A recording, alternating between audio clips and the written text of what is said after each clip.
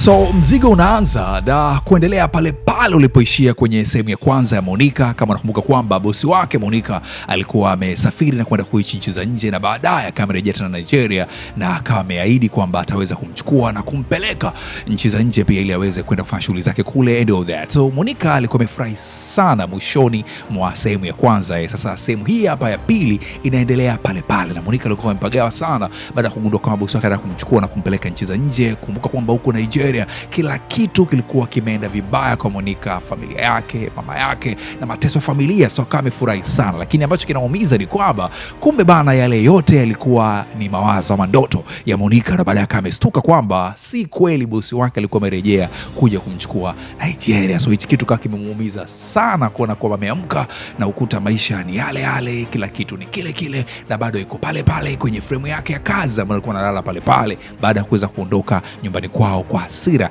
kile ambacho kinatokea. So hii scene kikweli iliweza kuumiza, ndio scene ya kwanza kabisa kwenye hii sehemu ya pili ya Monica. So ndio hivyo bana. Sasa ndio hapo bana kama amepagawa, akajikuta kwamba anatembea tu bila kujielewa kwamba anaenda wapi, na ndio hapo salafi yake Monica kama amemuona bana kama ameumia sana, ikabidi aweze kwenda kumsaidia na kumtoa barabarani, lakini Monica hakuwa sawa kabisa. Mateso na maisha ambayo aliishi na familia yake ni kitu ambacho hakutamani. Ile ndoto na mawazo ya kwamba atasafirishwa kuhama Nigeria, alitamani kwamba ingebaki na uhalisia na akiondoka kabisa Nigeria. Lakini ndio hivyo bana, shosti yake kama impatia sana moyo Monica, na kwa sababu ya uhusiano wao wa karibu akajikuta pia analia naye na kumpatia moyo kwamba kila kitu kitaweza kukaa sawa. Sasa upande wa pili wa familia yake kule bana, migogoro ikawa imeanza. Kama nakumbuka kwamba Bobo mdogo wake Monica yule wa kiume alikuwa anaishi na mwanamke hivi sasa pale nyumbani kwao, alikuwa ni mjamzito na bidada alikuwa na kisukari kinoma. Sasa leo mamake Monica anapeana michapo na yule binti yake, kwa maana Chika ambaye hivi sasa anaishi nchi za nje, na kama nakumbuka kwamba yule Chika ndo alikuwa ameolewa na mwanaume wa zamani wa Monica na hivi sasa kwa anaishi nchini Marekani. Sasa kwenye story ndio hivyo mkubwa anamshtakia Chika kwamba Monica toka ameondoka siku ile hajawahi kuwatafuta wala kuwapigia simu, ni mtu mbaya kabisa, bila kujali kwamba wao ndo watu ambao walimfanyia mabaya Monica mpaka kama ameondoka nyumbani kwao. Na ndio hivyo bana, mwisho siku akampigia kibomu kwamba ana shida ya pesa, hali yao haiko vizuri, so kama inawezekana waweze kuwasaidia. Sasa ndo hapo pia tunajua kujua kwamba kumbe mume wake Chika yule ambaye alimuiba kwa dada yake, hali yake kiafya haiko vizuri, anaumwa. So Chika akasema kwamba hali yao pia kimaisha pia haiko vizuri sana, so hawezi kumtumia pesa nyingi, atamtumia tu $100 kwa sasa. Mara babake Monica anaingia, Bi Mkubwa Fasta kama amekata simu, akaanza kujikosha kwamba hakuna kilichotokea. Upande wa pili Monica ameanza kurejea kwenye hali yake kawaida na akaendelea na kazi ofisini kwake akipambania hivyo hivyo, ingawa deep down moyo wake ulikuwa umechoka sana, lakini hakuwa na namna, ilibidi tu aweze kuendelea na kazi. Sasa leo mamake Monica kama amepokea pesa ambayo ametumiwa na mwanae yule anaishi Marekani kwa maana Chika, na kana hesabu kimya kimya, ghafla akameingia mume wake baba Monica akamezificha. Sasa babake Monica kanamshtakia mkewe kwamba anajisikia vibaya, anajisikia kuumwa, so kama inawezekana kwamba aweze kumsaidia ili aweze kwenda hospitali. Lakini huyu mama sio na roho gani bana, licha kwamba alikuwa na hela, lakini akamwambia hapana, hii itakuwa ni typhoid tu na dawa ziko hapa kuja nikupatie umeze. Babake Monica akasema hapana, hii haiwezi kuwa typhoid, najisikia vibaya, nisaidie kwenda hospitali. Lakini bi mkubwa akakaza akasema kwamba hana pesa, anawezaje kumpeleka hospitali? Akamwambia itakuwa tu ni mvurugiko wa mwili, ameze tu hizi dawa atakuwa sawa. Lakini hii leo babake Monica ilikuwa tofauti kabisa, alikuwa ni mtu ambaye anaumwa sana, ndio hivyo akawa amejilaza, licha kama mke wake hakuonekana kama atakumsaidia na kumsikiliza. Sasa leo Monica kwa shughuli zake pale ofisini, kwenye story na rafiki yake akamwambia kwamba amepata idea, anadhani anapaswa sasa hivi kuweza kuanzisha brand yake mwenyewe ya nguo, kitu ambacho kinaweza kumsaidia kuanza safari yake mpya na kuikuza pia biashara yake. Lakini stress ikawa, ili kuweza kufikia hatua hiyo inabidi pia aweze kwenda Skonga, akajiongezea maarifa na awe kabisa mbunifu wa mavazi rasmi. Lakini ndio hivyo bana, shosti yake ni mtu ambaye alikuwa anampenda sana Monica na alikuwa tayari kuweza kumlipia pesa ya masomo ili mradi tu aweze kujiongezea elimu na kukuza brand yake. Sasa leo Monica kama ameenda kwenye shule ya masuala ya ubunifu wa mavazi na kufika pale baada ya kufanywa interview na kujieleza, yule bi mkubwa kama amempenda sana Monica, na baada ya kugundua kwamba alifanya shughuli hii tayari kitambo, akamwambia haina shida yeye kuweza kuanzia ngazi ya chini, ataanza kabisa ngazi ya juu ya kuweza kuongeza maarifa yake. Monica kama amefurahi kinoma. So ndo hivyo bana, Monica kama ameanza masomo yake ya kuweza kujifunza kabisa ubunifu wa mitindo ili kuanza safari yake na ndoto yake pia ambayo anaifikiria na kukuza pia biashara yake na brand yake pia. Sasa upande wa pili nyumbani kwao bado bana, hali ya kiafya baba yake haikuwa nzuri kabisa. Leo pia kama amejikongoja mpaka kwa mke wake na kumweleza kwamba hajisikii vizuri kabisa, kama inawezekana aweze kwenda hospitali. Lakini kama kawaida mamake Monica bana si mtu kabisa ambaye alikuwa anamjali huyo baba, anasisitiza kwamba huo ni mchafuko tu wa mwili, ameze vile vidonge vya ndani atakaa sawa, na wao hawana pesa kuweza kumpeleka hospitali. Mdinge kama amenyongea sana. Sasa hapa akijikongoja kuweza kuingia ndani bana, hafla kama ameanguka, kama amesidiwa. Ndio hapo watu kuweza kujitokeza na kumchukua kumpeleka hospitali, na baada ya kuweza kumpeleka hospitali majibu ile yanatoka kwamba kutokana na huyu mdingi kuweza kucheleweshwa matibabu ya awali, amegundulika kwamba figo yake moja imefeli. Familia kama imestuka kinoma. Kuulizia utaratibu, naambiwa kwamba inabidi aweze kufanyiwa matibabu ya awali, lakini shida ni kwamba pesa ambayo ilikuwa inahitajika ilikuwa ni pesa nyingi sana, na kama unavyojua kwamba familia hii haikuwekwa vizuri, kitu ambacho kama kimezidi kuweza kuwapasua kichwa. Upande wa pili kwa Monica, mambo kama yamezidi kuwa mazuri kwake. Hii leo mwalimu wake yule kama amefurahishwa sana na mwenendo wa Monica kwenye mafunzo yake, kitu ambacho kilipelekea hii leo kuweza kumpelekea breaking news. Anamwambia kwamba hii organization yake bana, kumbe inafanya partnership na shule moja ya mitindo ya mavazi huko Paris nchini Ufaransa. Sasa kutokana na maendeleo mazuri ya Monica amepatiwa chance ya kuweza kusafiri kuelekea Paris, Ufaransa. Wait, what? Hizi ni habari ambazo Monica ziliweza kumfariji sana. Ile mtu kama yeye ambaye hakuhesabika akatolewa nyuma na kufikishwa hapa, kitu ambacho kimemfariji sana. Mwalimu akamwambia kwamba atamsaidia namna kuweza kuapply hiyo scholarship na kuweza kusafiri kuelekea Paris nchini Ufaransa. Sasa leo Bobo anakaa na mama yake kuweza kutafakari kwamba watawezaje kupata pesa kuweza kumsaidia mzee ambaye ndio hivyo amelazwa hospitali na wao wana pesa kabisa. So Bobo akamshauri mama yake kwamba kwa nini asiweze kumpigia dada yake ambaye hivi sasa ameolewa nchini Marekani, lakini mama yake akasema kwamba chika mumewe bado ni mgonjwa, so hawana pesa hivi sasa. Ndio Bobo akamwambia vipi kama tukimcheki dada Monica. Ndio mama akasema Monica wichi huyu ambaye ameondoka hapa kwa dharau nyumbani na hajai kabisa kututafuta. Lakini Bobo akasema hapana, bado huyu ndo mtu ambaye anaweza kutusaidia. Kibi mkubwa kama amekataa kabisa kuweza kujihusisha na masuala ya Monica. Sasa leo mapema Bobo akaenda ofisini kwa Monica kuweza kumuelezea kuhusu baba yake, na ndio hivyo Monica kuweza kufika ofisini, anashangaa na mkuta Bobo. Wewe unafuata nini hapa? Ndio Bobo anamueleza hali ya baba yao kwamba si hali nzuri kabisa na yuko hospitali. Ndio Monica kushangaa, baba hospitali. Kwa hiyo faster Monica aweze kutoka mpaka hospitali kwenda kumjulia hali mzee wake. Kama unavyojua kwamba babake siku zote alikuwa anampenda sana huyu binti. Ndio babake akasema sikutarajia kama ungeweza kuja kutokana na yote yaliyotokea. Lakini Monica akasema hapana, licha yaliyotokea lakini mimi bado nakupenda sana mzee wangu. Mara mamake anaingia, wewe unampenda nani? Ungempenda ungemtelekeza baba yako? Maneno kibao ikanamtoka. Haya maneno siku zote Monica alikuwa anamuumiza sana kuhusu mama yake, namna ambavyo anamuona yeye kama sio mtu ambaye anatoa msaada kwenye familia licha kuweza kusaidia siku zote. Sasa baada ya kusema kuna pesa ambayo inahitajika, akamjitolea kiasi kidogo kuweza kumpatia mama yake kwamba kiweze kusaidia matibabu baba yake, lakini mama yake anasema kwamba hiyo sio pesa kabisa, unahitajika pesa nyingi. Alafu anashangaa leo Monica anatoa kiasi kidogo. Bibi kubwa alikuwa ana shukrani huyu. Hasa wakati jambo hili baba yake bado hajamalizika, pesa pia inahitajika na Monica pia kama ametoa kiasi fulani. Leo bana anakuja mdogo wake yule Bobo ofisini kwa Monica. Akaanza kupiga goti na kuomba msamaha ya yote yale ambayo kumetokea siku za nyuma, alivyomsimama maneno mabaya, alivyoshiriki pia kumfukuza nyumbani kwao na vitu kama hivyo. Kitu ambacho Monica kilimuumiza sana. Akaona hakuna haja, nimeshasamehe na kila kitu, maisha tu yaweze kuendelea. Sasa mdogo wake kiume ndo anamwambia kwamba kutokana na maisha kuendelea kuwa magumu kwenye familia na yeye kuonekana kama saidi chochote kile, kama amefikiria kuja na wazo la kibiashara. Ndio Monica akamuuliza biashara gani? Amesema kwamba anafikiria kuja na biashara ya kuuza vifaa mbalimbali vya simu na vitu kama hivyo. Lakini shida ni kwamba hakuwa na mtaji na pesa zilikuwa ni nyingi kinoma. So akamwomba Monica aweze kumsaidia. Na kama kawaida ya Monica, yani Monica hakuwa anaweza kujizuia kabisa. Yani hadi na hasira. Lakini ndio hivyo bana, akakubali pia kwamba atamsaidia kaka yake kumpatia kiasi fulani cha kuweza kufungua biashara na kumpatia mtaji pia. Kamefurahi sana. Kama sio yeye ambaye siku kadhaa tu nyuma kwenye sehemu ya kwanza ya Monica alimtolea kauli mbaya sana. Haya, maisha kaendelea. Sasa leo Monica kama amerudi hospitalini kule kwa baba yake, akakuta baba yake tayari mzee huyu tamaa ya kuweza kuishi ameshaikata kabisa, na akamwambia mwanae kwamba usijali kuhusu mimi, naomba hivi sasa uweze kuinuka na kupambania ndoto zako. Lakini Monica akasema hapana, siwezi kupambania ndoto zangu wakati wewe bado uko hospitali, umelala kitandani na hali sio nzuri. Lakini baba yake akamwambia hapana, mwisho wa siku inatakiwa ukitoka hapa uweze kurudi kuangalia maisha yako na kutimiza pia ndoto za maisha yako. Hii ilikuwa ni kauli nzito sana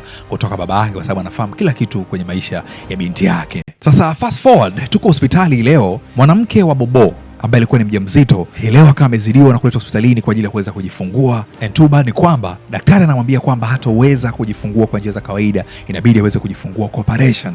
Too bad ni kwamba pesa ikawa inahitajika nyingi kinoma kuweza kusaidia swala zima la operation kwa mwanamke wa Bobo. Bobo hana pesa, wa kumlilia nani? Monica, kwamba msaidie aweze kulipia pesa hizi. Na Monica tena bila kujali kwamba huyo binti ambaye anataka kujifungua alikuwa na mdomo mchafu sana dhidi yake, akawa amekubali tena kuweza kulipia pesa hii operation hapa hospitali.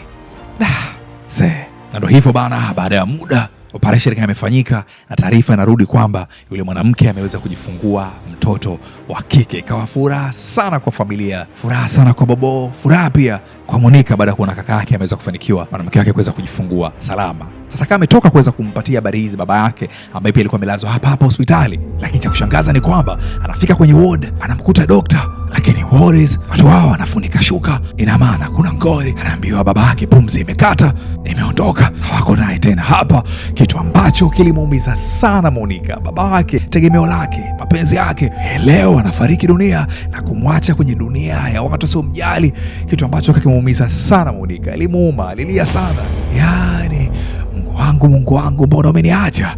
Heroe na wasaba kitani. Sasa muda mchache tu baada ya kifo cha baba yake, leo anaitwa kule shuleni kwao ambapo alikuwa anajifunza masuala ya fashion. Anaambiwa kwamba majibu ya safari yake ya kuweza kujiunga na chuo cha masuala ya mitindo huko Paris nchini Ufaransa yametoka. So Monica jina lake limepita, inabidi aweze kusafiri kuelekea Ufaransa. Monica kama amefurahi sana, kama ameshukuru sana, lakini shida inakuja kwamba anamwambia mama kwamba hawezi kusafiri. Baba yake ndo kwanza amefariki na bado hajamzika na hawezi kuondoka bila kuweza kumzika baba yake. Yule mwanamama akamuumiza sana kusikia taarifa hizi za kifo cha baba yake Monica, lakini mwisho siku akamwambia hii ni safari yako, usikansel hii chance. Lakini Monica moyo wake ukawa amegoma kabisa kuweza kuondoka bila kuweza kumzika baba yake hapa Nigeria. Sasa leo anaweza kukaa na familia yake kuweza kujadili masuala ya maziko ya baba yake. Hasa baada ya kujadili, kuna pesa ambayo ilikuwa inahitajika kwa ajili ya kuweza kukamilisha mazishi ya baba yake, lakini zilikuwa ni pesa nyingi sana, na Monica akasema kwamba itabidi aweze kuzigawa, familia nzima hii iweze kuchangia. Lakini mama yake sasa, kama unavyomjua na kujiliza, akasema mimi na hali yangu hii pesa natoa wapi mwanangu? Kuuliza kuhusu mdogo wake ambaye yuko Marekani, mama anamwambia dada yako mume wake anaumwa na sasa hivi hawezi kuchangia chochote kile. Mdogo wake huyo kiume naye anasema pesa hana. Too bad ni kwamba anamwambia dada yake Monica kwamba wewe unatakiwa uweze kulipia mazishi ya baba kwa sababu wewe hauna majukumu. Like wait, what? Monica kashangaa, unasema sina majukumu? Mimi sina majukumu? Ndo mama yake kamezidi kumshukia. Kwa majukumu gani? Kwa kipi hasa ambacho ulikifanya kwenye familia hii? Ndo Monica hapo sasa akili kuweza kumkaa sawa, na akaanza kukumbuka maneno ya baba yake kwamba mwanangu, ukitoka hapa focus na maisha yako, focus na ndoto yako. Ndo Monica akili hapa ikawa imeweza kumkaa sawa vizuri, akasema mimi ndiye ambaye nimegharamika na kila kitu kuhusu pesa ya hospitali ya baba, alafu leo anaambiwa kwamba hana majukumu. Kisukari Monica kikawa kimempanda sana ileo kwa mara ya kwanza. Lakini huwezi amini, katikati ya maongezi bana, yule mwanamke wa mdogo wake eti naye akapaza sauti na kumwambia Monica hana ambacho amekifanya kwa ile familia.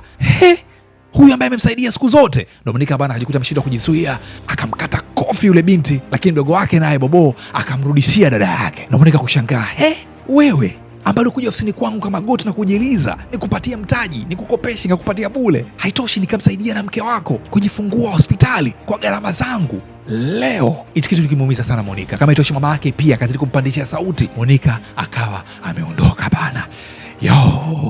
What a controversy za hii familia. Sasa ileo mama yake Monica kama kawaida, kila kinachotokea amechapo, anampatia mwanae Chika ambaye yuko Marekani, ameolewa kule. Sasa leo pia kana zungumza naye, anaanza kumwelezea kwamba dada yako amebadilika sana. Uwezi amini, amekataa kumzika baba yako kwa pesa zake, ametolea maneno mabaya, ametuchamba. Yaani Monica, uwezi amini, kabadilika sana mwanangu. Lakini akana shangaa kwamba anaongea yeye tu, Chika kule hazungumzi kitu. Ikabidi ashangae, ndo anashangaa Chika analia, na Chika anamwambia kwamba eti mwanaume wake amefariki dunia. Ndo Monica kuweza kuchanganyikiwa, akaanza kulia pale. Nani tena mimi atanitumia hela jamani? Yaani licha ya yote yaliyotokea, lakini bado huyu mama akawa anawaza pesa tu. Sasa filamu hii bana inatupeleka miaka 2 baadaye. Huku nyumbani kwa kina Monica hali imezidi kuwa mbaya bana.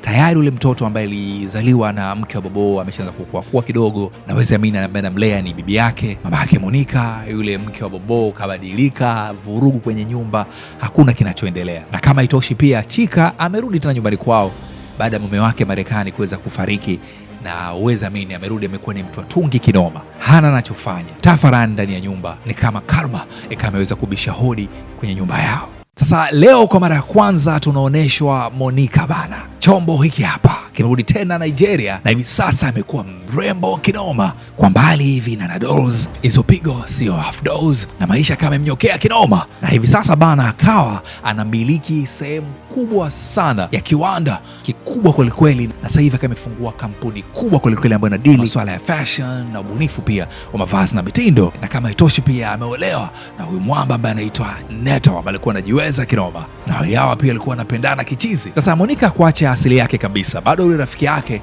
aliendelea kuwa na rafiki yake na alikuwa anaendelea kumsaidia, aliyempatia maisha pia, na hii leo bana shosti yake akamemshukuru sana, lakini mwisho akamemuuliza kwamba umewasiliana na familia yako toka marudi Nigeria? Lakini Monica akasema hapana, sijawasiliana nao na sitaki tena kuweza kuwasiliana nao, na kwenye maisha yao sitorudi kabisa, isipokuwa mume wake Neto ndiye ambaye bado anasisitiza kwamba hataka kuweza kuiona familia yake kwa ajili ya kuweza kupata baraka ya ndoa. Ndio shosti yake pia akamwambia ni muhimu kwa mila za huku kwetu, ni lazima uweze kurudi kwenye familia yako, lakini Monica hakutaka tena kurudi kule. Sasa leo akawa amekaa na Monica kuweza kuzungumza naye, na Monica akaendelea kusisitiza kwamba kwa aliyotokea aliyofanya na familia yake hataki tena kurudi kule, lakini mume wake akamsisitiza kwamba najua aliyotokea, lakini hausamei kwa ajili yao, unasamehe kwa ajili yako na wewe kuweza kupata amani ya moyo wako. So leo bana, Monica anaweza kurudi nyumbani kwao kwa mara ya kwanza in 2 years, na kufika bana, ndo hivyo anaikuta familia yake na kila kitu kimebadilika bana. Naweza amini bana, familia hii yote kama imepiga goti mbele ya Monica kuweza kuomba radhi kwa kile kitu ambacho kilitokea. Moja scene ambayo inaumiza sana ni hapa ambapo familia hii iliweza kupiga goti kuweza kuomba radhi. Inaumiza sana, na Monica akawa amewainua kwamba hamna haja kuweza kuomba radhi, nimesha wasamehe. So mwisho siku wanaweza kukaa kwa ajili ya kufanya mazungumzo, na Monica anaweza kumtambulisha mwanaume wake, mchumba wake kwa familia yake, na mama yake anauliza, umesema huyu mchumba wako na mnafunga ndoa? Mama yake kaanza kushangilia pale, mama naimba tu, the God has done it finally, finally, finally. Mimi nilisema mtoto wangu huyu baba nimemlea kwa malezi yaliyo mazuri sana, na nilijua tu kwamba siku moja atakuja kuinua hii familia. Ni kama huyu mama amejisaulisha kila kitu kwa wale ambao waliweza kutokea kwenye familia. Mwisho siku ndo hivyo bana, Monica alikuwa na msimamo sana safari hii, kiasi ambacho bibi mkubwa akawa ameelewa kwamba hakuna kitu ambacho atafanya hivi sasa kwa Monica kuweza kuwa Monica yule yule. So mwisho wa siku bana, ndoa kubwa sana naweza kufanyika Nigeria kati ya Monica na mume wake, na furaha akawa kubwa sana, isipokuwa kwa familia yake tu. Mdogo wake yule Chika, haya mdogo wake pia yule kiume Bobo ambaye alikosa nidhamu kabisa, na hata mama yake pia furaha 100% hawakuwa nayo moyoni kwa yale mabaya ambayo aliweza kumfanyia Monica. Lakini ndio hivyo, hayakuwa na muda tena, na filamu yetu ya Monica sehemu ya pili inaishia hapa, kwa Monica ameweza kufunga ndoa na mwanaume wake kuweza kuanza maisha yao. Nini ambacho kitafuata baada ya hapa, ama hapa ndo mwisho kabisa wa Monica, tutaweza kujua, lakini sehemu ya pili inaishia hapa. Na mimi naitwa Rahul Khan. Hopefully umeweza kusubscribe, umeweza kulike, comment na kushare kwenye kile ambacho nakifanya. Ni furaha iliyoje kuweza kuona uko hapa. Bye bye.